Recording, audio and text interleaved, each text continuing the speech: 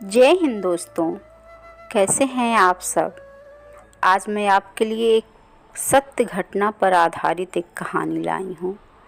कहानी शुरू करने से पहले मेरी एक ही रिक्वेस्ट है आपसे, आप चैनल को सब्सक्राइब कर लें। तो चलिए कहानी शुरू करते हैं।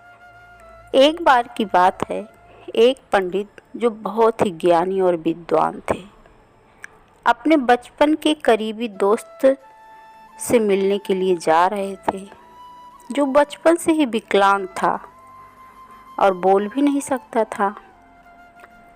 पंडित के मित्र का गांव बहुत दूर था और उन्हें अपने मित्र के गांव तक पहुंचने के लिए कई छोटे छोटे गांवों से होकर गुजरना पड़ता था। रास्ते में उसे एक आदमी मिला। वह आदमी भी उसके साथ चलने लगा। पंडित ने सोचा कि इतने लंबे रास्ते में साथ मिलना बहुत अच्छा है, इसलिए उन्हें कोई आपत्ति नहीं हुई। जब पंडित ने उस आदमी से नाम पूछा तो उस आदमी ने बताया कि उसका नाम महाकाल है। पुजारी को नाम बहुत अजीब लगा, लेकिन उसने उससे उसके नाम के बारे में और पूछना उचित नहीं समझा। वे दोनों चलते रहे। शीघ्र ही वे एक गांव में पहुंचे। वहां महाकाल ने पंडित से कहा, आप आगे बढ़ें, मुझे इस गांव में एक काम है, किसी को संदेश देना है। मैं तुम्हें आगे रास्ते पर मिलता हूँ। पंडित ने उत्तर दिया, ठीक है, और अपने रास्ते पर चलता रहा। रास्ते में पंडित को पता चला कि एक आदमी को भैंसे ने मार दिया। शीघ्र ही महाकाल पंडित के पास लौट आए। चलते चलते दोनों गांव के बाहर पहुंचे। वहां उन्हें एक छोटा सा मंदिर दिखाई दिया। वहां रहने की व्यवस्था ठीक लग रही थी और पंडित के दोस्तों का गांव भी अभी बहुत दूर था, इसलिए उन्होंने रात्रि विश्राम वहीं करने का निर्णय लिया। पंडित ने महाकाल से कहा, थकावट बहुत हो गई है, अतः हमें यहीं विश्राम करना चाहिए। हम कल सुबह फिर निकलेंगे। महाकाल ने उत्तर दिया, ठीक है, लेकिन मुझे पास के गांव में किसी को कुछ वस्तु देनी है, तो मैं वो देकर आता हूँ। इतना कहकर महाकाल चले गए। थोड़ी देर बाद पंडित ने देखा कि गांव में धुआं धुआं उठ रहा है और धीरे धीरे पूरे गांव में आग लग गई है। यह वही गांव था जहां पर महाकाल गए थे। यह देखकर पंडित को आश्चर्य हुआ और उसने मन ही मन सोचा, यह महाकाल जहां भी जाते हैं वहां किसी न किसी प्रकार की हानि क्यों होती है। जरूर कुछ गड़बड़ है। कुछ देर बाद महाकाल मंदिर लौट आए। सुबह होते ही दोनों अपने गंतव्य की ओर चल पड़े। कुछ देर बाद एक और गांव आया और महाकाल ने पंडित से कहा, आप आगे बढ़ें, इस गांव में मुझे भी कुछ और काम है, इसलिए मैं आपसे रास्ते में आगे बाद में मिलूँगा। इतना कहकर महाकाल चले गए। इस बार पंडित आगे नहीं बढ़ा और उस पर नज़र रखने के लिए महाकाल के पीछे चला गया कि वह कहाँ जाता है और क्या करता है। जब पंडित महाकाल पर नज़र रख रहा था तो उसने सुना कि एक आदमी को सांप ने काट लिया और उस आदमी को ही मौके पर ही मौत हो गई। पंडित ने वहाँ कुछ नहीं कहा और दोनों अपनी राह चलते रहे। थोड़ी देर बाद पंडित खुद को पूछने से नहीं रोक सका और उसने महाकाल से कहा, आप जहाँ भी जाते हैं कुछ न कुछ नुकसान होता रहता है, क्या तुम मुझे बता सकते हो कि आखिर होता क्या है। महाकाल ने पंडित को जवाब दिया, आप एक बुद्धिमान व्यक्ति लगते हैं, इसलिए मैं आपके साथ चलने लगा, क्योंकि बुद्धिमानों की संगति हमेशा अच्छी होती है। लेकिन फिर भी तुम्हें समझ नहीं आया कि मैं वास्तव में कौन हूँ।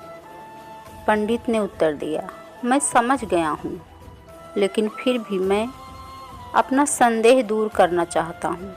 यदि तुम अपना परिचय ठीक से दे सको तो मेरे लिए आसान हो जाएगा। महाकाल ने उत्तर दिया, मैं यमदूत हूँ, यमराज का सेवक हूँ। यमराज यानी मृत्यु के देवता की आज्ञा से मैं उन लोगों को मारने आया हूँ जिनका जीवन काल पूरा हो चुका है। हालांकि पंडित को यह विचार पहले से ही था कि फिर भी इसके बारे में सुनकर वह थोड़ा घबरा गया। फिर भी उन्होंने पूछा, अगर ऐसा है बताओ अगली मौत किसकी है? महाकाल ने उत्तर दिया, अगली मृत्यु तुम्हारे मित्र की है जिससे तुम मिलने जा रहे हो और तुम उसकी मृत्यु का कारण बनोगे।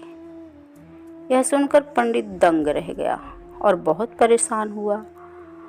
उसने मन ही मन सोचा, यदि महाकाल ने जो कहा वह सत्य है तो मेरे मित्र की मृत्यु हो जाएगी और उसका कारण भी मैं ही बनूंगा। मैं उसकी मौत का कारण नहीं बनना चाहता।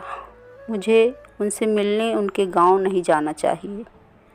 जब पंडित यह सोच ही रहा था तो महाकाल ने कहा, मैं जानता हूँ कि तुम क्या सोच रहे हो, लेकिन अपने मित्र से न मिलने से भाग्य नहीं बदल जाएगा। आपके मित्र की मृत्यु निश्चित है और यह अगले कुछ ही क्षणों में होने वाली है। महाकाल के मुंह से यह बात सुनकर पंडित हैरान रह गया, क्योंकि महाकाल उसके मन की बात जान गए थे। इससे पंडित को विश्वास हो गया कि महाकाल सचमुच यमदूत हैं। इसलिए वह तुरंत अपने गांव लौटने के लिए वापस मुड़ गया। लेकिन जैसे ही वह पीछे मुड़ा तो उसने देखा कि एक आदमी तेजी से उसकी ओर आ रहा है। जब वह आदमी करीब आया तो पंडित को एहसास हुआ कि यह उसका दोस्त है जिससे वह मिलने जा रहा है। उसे देखकर पंडित को एहसास हुआ कि उसका दोस्त बहुत थक गया है और ऐसा लग रहा है कि वह काफ़ी देर से उसका पीछा कर रहा है। जैसे ही दोस्त पंडित के पास पहुंचा तो अचानक गिर पड़ा और उसकी मौत हो गई। पंडित ने आश्चर्य भरी नज़रों से महाकाल की ओर देखा, मानो पूछ रहा हो उसके मित्र को क्या हो गया। महाकाल को बात समझ आ गई और उसने कहा, तुम्हारा दोस्त पिछले गांव से तुम्हारा पीछा कर रहा था, लेकिन गूंगा और एक पैर से विकलांग होने के कारण वह तुम तक नहीं पहुंच सका। ना ही वह तुम तक पहुंच सका और ना ही तुम्हें बुला सका। उसने आप तक पहुंचने के लिए अपने शरीर की सारी ताकत लगा दी, लेकिन बुढ़ापे में शरीर में इतनी ताकत नहीं रहती। इसलिए आपके दोस्त की दिल का दौरा पड़ने से मृत्यु हो गई और आपके कारण ही उसने अपने शरीर की सीमा को लांघा और आपके पीछे दौड़ रहा था, पहुंचने की कोशिश कर रहा था। यह सुनकर पंडित को एहसास हुआ कि महाकाल अवश्य ही यमदूत हैं। पंडित एक ज्ञानी व्यक्ति थे और जानते थे कि मृत्यु पर किसी का वश नहीं है और सभी को एक दिन मरना है। इसलिए उस वक्त वह खुद को संभालने में कामयाब रहे। पंडित को उत्सुकता हुई और पूछा, क्या आप मुझे बता सकते हैं कि मेरी मृत्यु कब और कैसे होगी? महाकाल ने उत्तर दिया, हालांकि किसी भी सामान्य प्राणी के लिए यह जानना उचित नहीं है, क्योंकि कोई भी प्राणी अपनी मृत्यु के बारे में जानकर परेशान हो जाता है।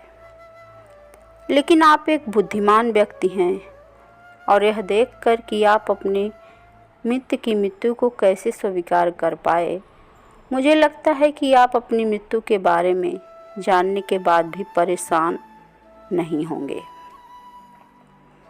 आज से ठीक 6 महीने बाद किसी दूसरे राजा के राज्य में फांसी लगने से तुम्हारी मृत्यु हो जाएगी। और आश्चर्य की बात तो यह है कि तुम स्वयं अपनी फांसी को सहज स्वीकार कर लोगे। महाकाल जाने लगे, क्योंकि अब उनके पास पंडित के साथ चलते रहने का कोई कारण नहीं था।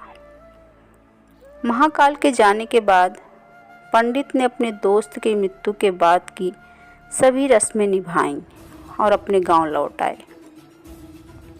कोई भी व्यक्ति कितना भी ज्ञानी क्यों न हो, अपनी मृत्यु के बारे में जानकर परेशान हो जाता है और मृत्यु से बचने का प्रयास करता है। पंडित ने भी ऐसा ही किया। चूँकि पंडित एक प्रसिद्ध विद्वान थे, इसलिए राजा भी उनके बारे में जानते थे।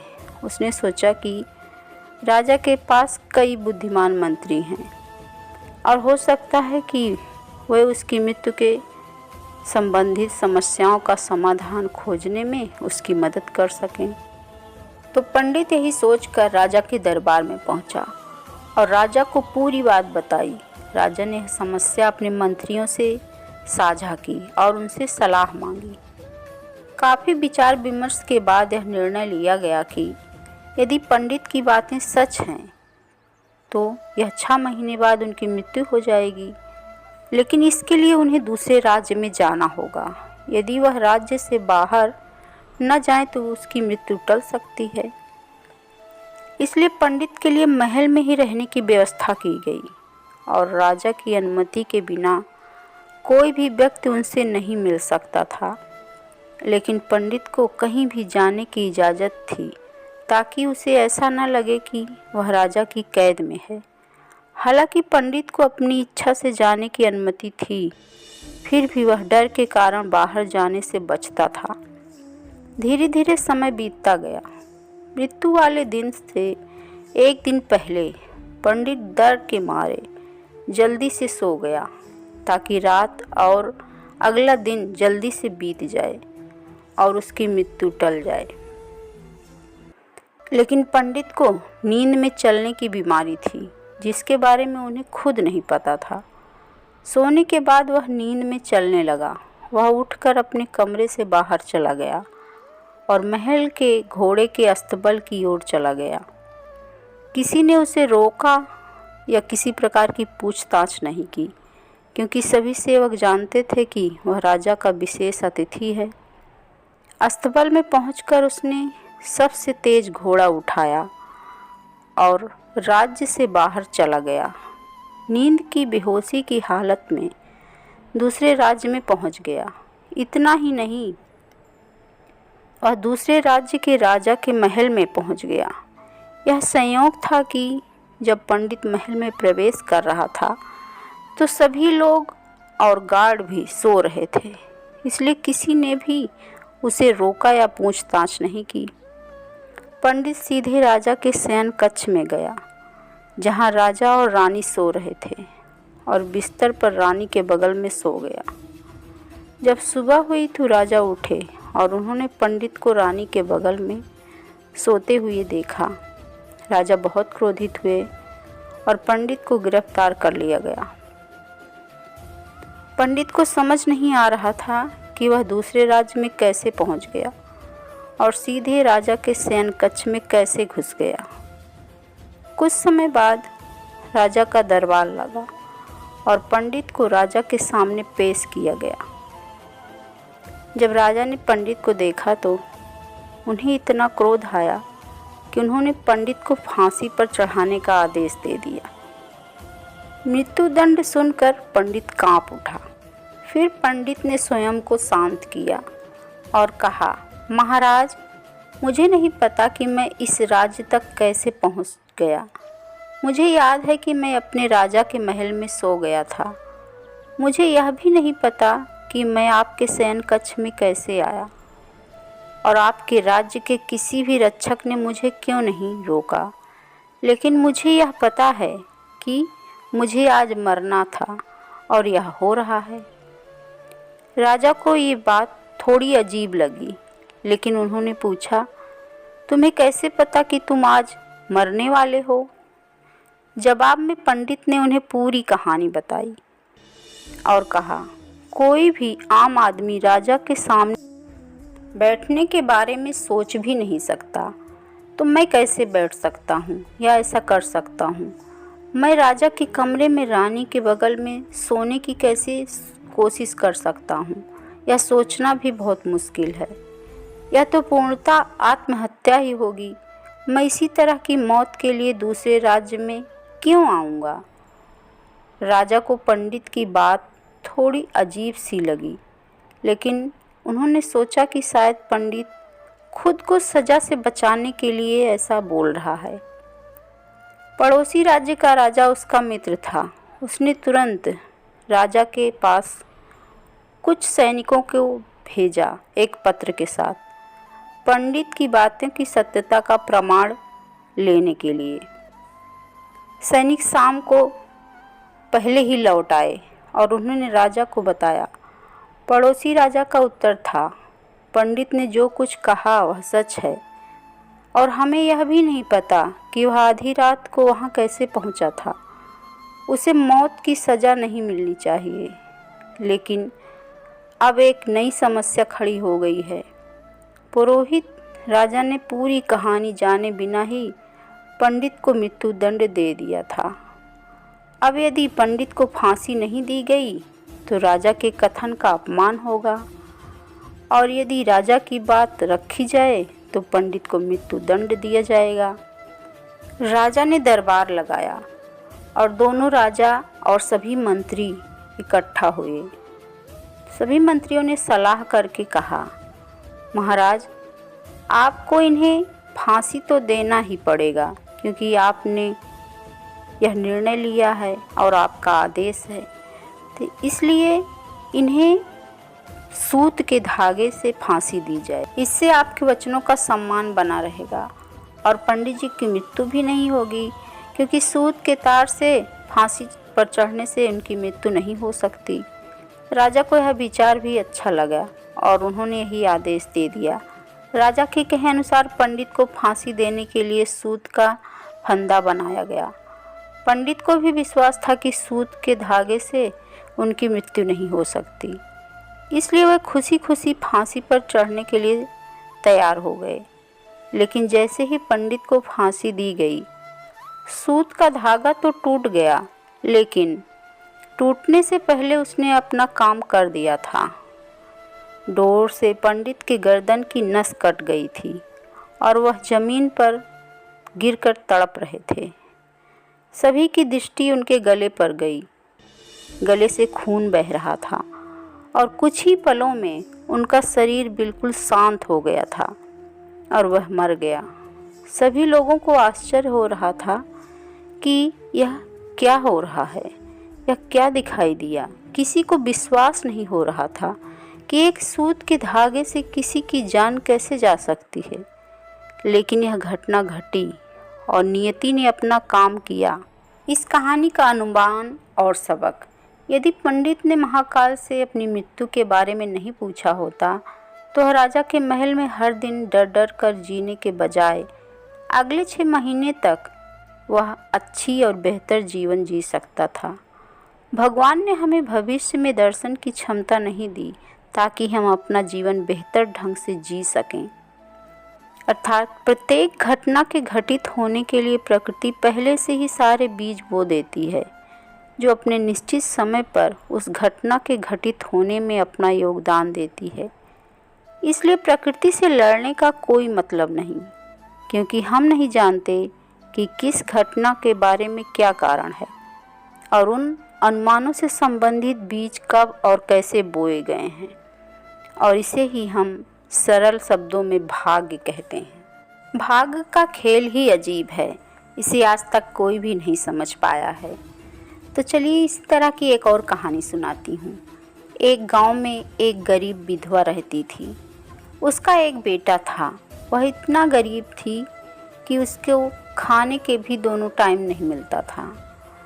उसका लड़का छोटा था। पारों ने बड़े प्यार से उसका नाम भाग्य सिंह रखा था, मगर वह इतना अभागा था कि उसके जन्म के कुछ समय बाद ही उसके पिता की मृत्यु हो गई। पारो अपनी गली में ही चौका बर्तन आदि करके उसे पाल रही थी। उसे पूरा विश्वास था कि भाग्य सिंह बड़ा होकर उसका सारा संकट दूर कर लेगा और उसका बुढ़ापा चैन से गुजरेगा। इसी तरह रात दिन मेहनत करके वह अपने बेटे को पाल रही थी। भाग्य सिंह था तो छोटा, वैज्ञानिक विचार वाला था। संयम और धैर्य की इसमें कमी नहीं थी। किसी भी बात को गहराई तक सोचने की प्रचुर उत्सुकता उसके अंदर बनी रहती थी।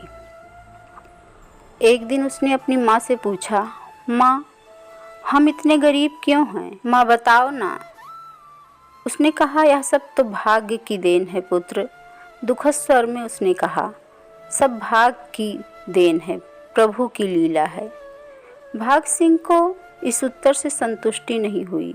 वह बोले, ईश्वर की देन? यह क्या है बेटा? यह तो ईश्वर ही जाने। अगर ईश्वर ही जाने तो ठीक है, मैं ईश्वर से ही पूछता हूँ कि हम इतने गरीब क्यों हैं। माँ बताओ कि ईश्वर कहाँ हैं? पारो ऐसी ही परेशान थी, अतः उसकी बातों से और उकताकर उसने कहा, वह जंगल में रहते हैं, लेकिन तुम वहाँ नहीं जा सकते हो। लेकिन भाग सिंह ने तो दिल ही दिल में उसी क्षण इरादा बना लिया कि वह ईश्वर को ढूंढेगा और पूछेगा कि आखिर हम इतने गरीब क्यों हैं। एक दिन उसने जंगल की ओर चल दिया। जंगल घना और भयानक था। चलते चलते भाग सिंह बुरी तरह थक गया, मगर भगवान की परछाई भी उसे दिखाई नहीं दी। अतः उसने एक शिला पर सर रखकर थक कर बैठ गया और सोचा कि भगवान तो यहाँ कहीं नहीं हैं, तो हमारी गरीबी कैसे दूर होगी। उसी दिन संयोगवश मृत्यु लोक को भ्रमण करते हुए शिव पार्वती उधर ही आ निकलते हैं। उन्होंने वहाँ बच्चे को बैठा देखा तो उन्हें बड़ा अचरज हुआ कि यह अपोध बालक इस जंगल में क्या कर रहा है। भगवान शिव ने बालक से पूछा, तुम कौन हो बालक, और इस जंगल में क्यों बैठे हो, क्या कर रहे हो? वह बोला, मैं ईश्वर को ढूंढ रहा हूँ। ईश्वर को? पार्वती जी ने पूछा, मगर क्यों? ईश्वर से तुम्हारा क्या काम? मैं उनसे पूछूंगा कि हम इतने गरीब क्यों हैं, हम किस तरह से अपनी गरीबी को दूर कर सकते हैं। भाग सिंह की बातों को सुनकर माँ पार्वती और भगवान शिव उस बच्चे के साहस को देखकर बहुत प्रसन्न हुए। माँ पार्वती तो करुणा का सागर हैं। उन्हें उस बच्चे पर बड़ी दया आई और भगवान शिव से बोली, प्रभु इस बच्चे का कुछ तो कीजिए। हम कुछ नहीं कर सकते पार्वती, शिव जी बोले, क्योंकि इसके भाग्य में यही सब लिखा है। भाग्य देवता के लेख के अनुसार यह ऐसा ही जीवन भोगेगा। नहीं नहीं स्वामी, आपको कुछ करना ही होगा। माँ पार्वती हाथ जोड़कर विनती करने लगी, लेकिन शिवजी नहीं माने तो वह जिद करने लगी। जिद न करो पार्वती, अगर हम उसे कुछ दे देंगे तब पर भी उसके पास नहीं रुकेगा। इसको ऐसे ही जीवन जीना पड़ेगा जैसा भाग्य देवता चाहते हैं। नहीं प्रभु, इसकी गरीबी दूर करने के लिए आपको इसकी प्रार्थना सुननी ही होगी। जब माँ पार्वती जिद करने लगी तो भगवान भोले शंकर ने बच्चे को एक हार दे दिया। हार पाकर भाग्य सिंह बहुत खुश हुआ और खुशी खुशी अपने घर को चल दिया। माँ पार्वती भी बहुत खुश हुई कि मैंने उस बच्चे की मदद की, अबोध बालक की मदद की। अब उसके दिन सुख से कटेंगे। लेकिन त्रिकालदर्शी भोले बाबा को पता था कि यह हार तो उसके पास रहना ही नहीं है। चलते चलते भाग्य सिंह के पेट में अचानक दर्द उठा और वह सोच के लिए इधर उधर देखने लगा। वह भगवान शिव का दिया हुआ हार पत्थर की एक शिला पर रख दिया और चट्टान के पीछे चला गया। तभी एक चील कहीं से उड़ती हुई आई और उस हार को उठाकर उड़ाकर ले गई। अरे मेरा हार! यह देखकर वह बच्चा चिल्लाया और सब कुछ भूलकर लड़का चिल्लाकर उसके पीछे भागा। मगर कब तक वह चील का पीछा करता, उसे कैसे पकड़े? एक बार पत्थर उठाकर उसने चील को मारने की कोशिश की, मगर चील अधिक ऊंचाई पर थी। कुछ ही पलों में बच्चे की नज़र से ओझल हो गई तो वह बड़ा दुखी हुआ और अपने घर की ओर चल दिया। घर पहुंचकर उसने माँ को सारी बातें बताई, मगर उसकी माँ को उसकी बात पर बिल्कुल विश्वास नहीं हुआ। हाँ, उसकी बात सुनकर वह थोड़ा उदास जरूर हो गई, लेकिन भाग्य सिंह माँ को उदास देखकर हतोत्साहित नहीं हुआ। उसने मन ही मन निर्णय लिया कि वह कल फिर वहीं जाएगा और भगवान शिव पार्वती को अपनी विपदा सुनाएगा। उसका विश्वास था कि भगवान शिव उस चील को जरूर दंड देंगे। इधर माता पार्वती ने भी भगवान शिव से आग्रह किया कि वह उसकी मदद करें। भगवान शिव ने पार्वती से कहा, देखो उसके पास कल वाला हार भी नहीं है, उसे एक चील उड़ा ले गई। पार्वती जी ने कहा, फिर आप उसे दूसरा हार दे दो या कुछ भी दे दो या उस चील को दंड दो, लेकिन इस लड़के की मदद करो। पार्वती देवी ने भगवान शिव से प्रार्थना की, आप उस चील को दंड दें और लड़के की सहायता करें, इसकी निर्धनता दूर करें। हम अब कुछ नहीं कर सकते देवी, यदि तुम जिद करती हो तो हम ब्रह्मा से कहते हैं, इस बच्चे की कुछ सहायता कर देंगे। भगवान शिव ने ब्रह्मा जी को बुलाया और सारी बात बताकर आग्रह किया कि आप ही इसकी कुछ मदद करें। जब ब्रह्मा जी ने लड़के को एक अंगूठी दे दी, फिर लड़के ने जेब में उस अंगूठी को रख लिया और खुशी खुशी अपने घर की तरफ चल दिया।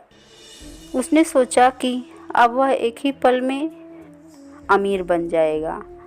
चलते चलते अचानक उसे प्यास लगी। वह झील के किनारे चल गया और जैसे ही उसने चुल्लू भर पानी पीने के लिए नीचे झुका, वैसे ही उसकी जेब से अंगूठी निकलकर पानी में जा गिरी। और इससे पहले कि वह उसे उठाता, एक मछली उसे निगल लेती है। भाग्य सिंह फिर अपने भाग पर रोते हुए घर आया और माँ को सारी बात बताया। बेटा, जब तक भाग्य में नहीं है तब तक कोई भी चीज़ नहीं मिलेगी। उसे समझाकर माँ अपने काम में लग गई, मगर भाग्य सिंह भी कहाँ हारने वाला था। उसने मन ही मन सोचा कि वह कल फिर जाएगा। तीसरे दिन वह फिर जा पहुँचा। शिव और पार्वती उसके इस साहस को देखकर बहुत खुश हुए।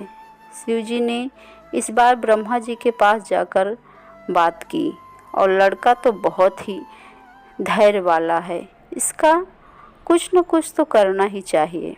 तब ब्रह्मा जी ने सलाह दी कि हमें भगवान श्री हरि के पास जाना चाहिए, वही कुछ हल बताएंगे।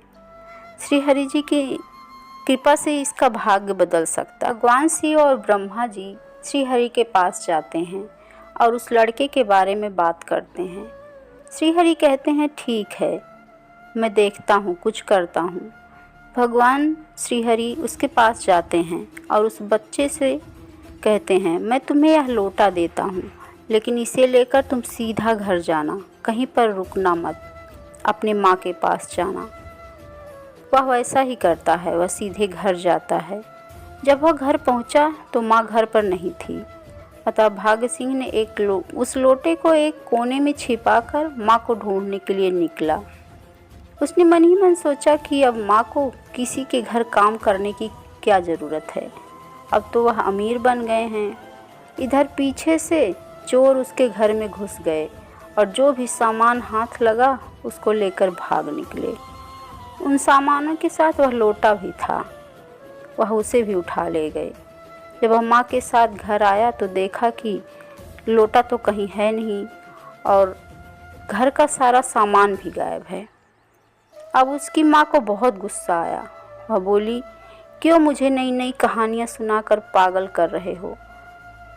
दिन का सारा काम भी छूट गया और सब बेकार हो गया। इधर उधर घूमते रहते हो और आके शाम को मुझे नई नई कहानियाँ सुनाते हो।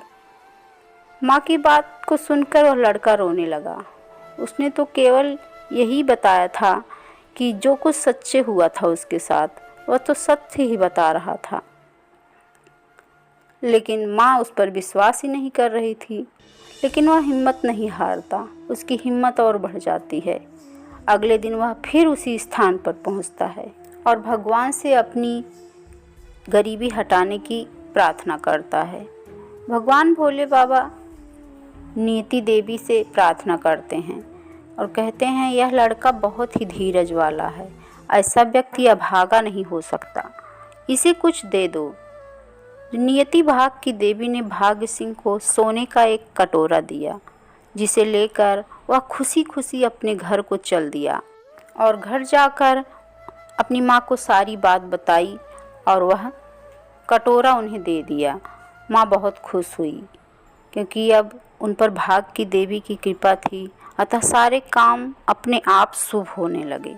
दूसरे दिन ही एक मछली वाला अपने गांव में मछली पकड़कर उसे बेचने के लिए आया। लड़के ने सभी मछलियों को खरीद लिया। उसकी माँ ने मछली का पेट चीर दिया और उसमें से वह अंगूठी निकली जो ब्रह्मदेव ने उसे दिया था और जो उसकी जेब में से तालाब में गिर गया था। माँ ने अंगूठी संभाल कर रख ली। भाग सिंह से बोली, जा बेटा, जंगल से थोड़ी सी लकड़ी ले आ, आज लकड़ी बिल्कुल नहीं है। लड़का जाता है जंगल लकड़ी लेने के लिए। वहाँ जाकर जिस पेड़ पर लकड़ी काटने के लिए वह चढ़ता है वह उसी चील का घोंसला था जिसने उसका हार उठाकर लाया था। लड़के ने देखा कि चील कहीं आसपास नहीं था। भाग सिंह ने अपना हार उठा लिया और जो भी थोड़ी बहुत लकड़ियाँ पेड़ के पास पड़ी थी वही उठाकर घर की ओर चल दिया। माँ हार को देखकर बहुत खुश हुई। अब तो देखते ही देखते उनका दिन बदल गया। घर में किसी चीज़ की कमी नहीं रह गई थी। फिर ईश्वर की कुछ ऐसी हरकत हुई कि जो चोर घर से चुरा कर सामान ले गए थे उन्हें भगवान ने सपने में चेतावनी दी कि जो सामान तुमने चोरी करके उस लड़के के घर से लाया है उसको जाकर वापस कर दो, नहीं तो तुम्हारा सर्वनाश हो जाएगा। चोर ने उसी दिन अपने घर से सारा सामान उठाकर उसको दे आया और माफ़ी भी मांग ली। इस प्रकार उस अभागे का भाग्य चमक उठा। अब उसके घर में किसी चीज़ की कमी नहीं थी और उसकी गरीबी सदा के लिए समाप्त हो गई।